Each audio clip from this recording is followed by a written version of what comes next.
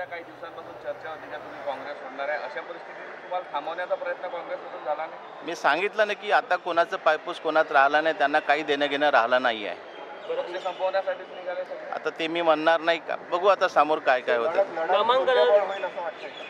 नक्कीच मोदीचा जो नारा आहे 400 पार, त्याच्यामध्ये आपलं रामटेक सुद्धा राहील.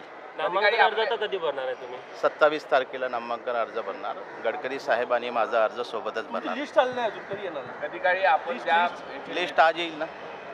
हो. कधी काळी केदार हे आपले नेते होते आणि त्यांच्याच विरोधातल्या तुल्यबळ उमेदवारासोबत तुमची लढत होता.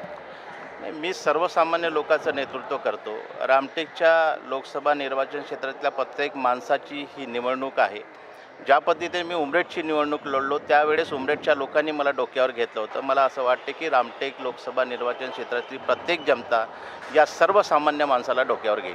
काल आपल्यासोबत प्रवेश करताना तुम्हाला सुद्धा होते जे माजी खासदार आहेत तेव्हा तिथे काही त्यांच्याशी बोलणं झालं, नाराजी आहे, चर्चा होती. नाराजी वगैरे काही नव्हती. आता हसत खेळत काल सगळं कार्यक्रम झाला आहे तिथे. मला असं वाटत नाही की कुठेही नाराजी त्यांची आहे.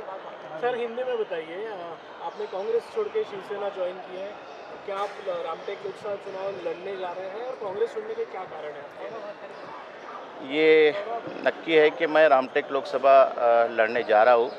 कांग्रेस छोड़ने का मैंने कारण यही बताया कि हुकुमशाही और झुंडशाही जिस प्रकार से पक्ष में चल रही है ये मुझे मंजूर नहीं थी.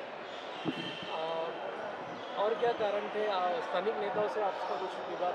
मैं कोई कारण ज़्यादा बताऊंगा. मैंने यही कहा कि हुकुमशाही और झुंडशाही जो पक्ष में चल रही है ज़िले में वो मुझे मंजूर नहीं थी. मुझे ऐसा लगता है